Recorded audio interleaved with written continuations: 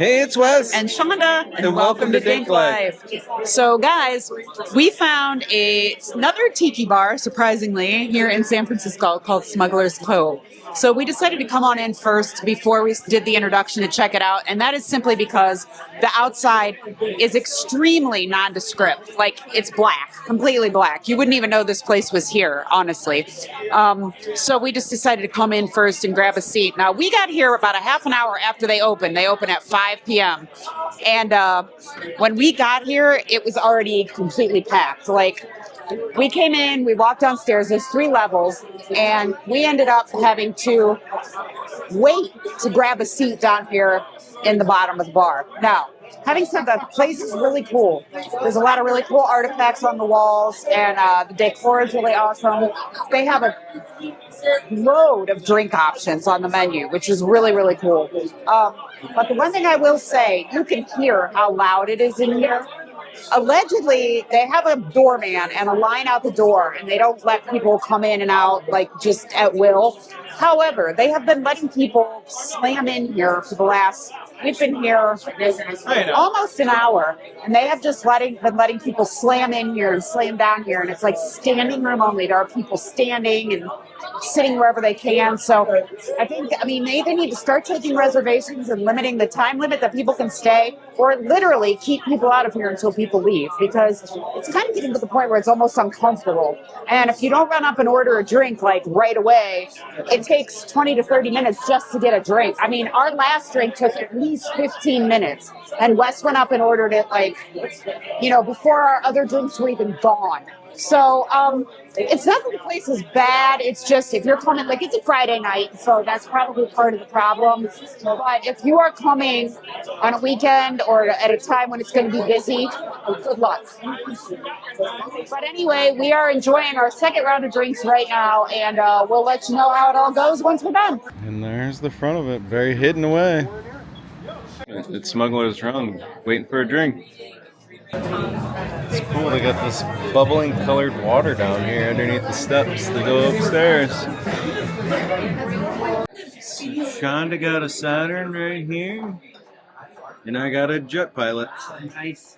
There you can see the stairs that come on down. They got some old tiki signs from old places. That one, I guess it went out of business in '83 in San Francisco. So Chanda got a Hurricane.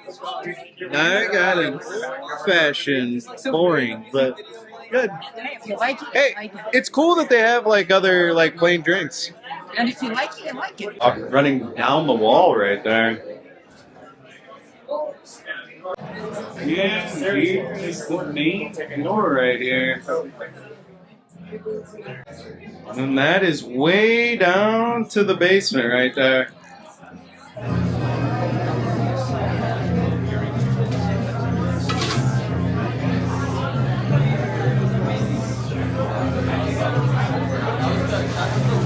All right, guys, so we just left Smuggler's Cove, which is right behind us, and really the only way that you would know it's there, see that green light right behind me? That's it.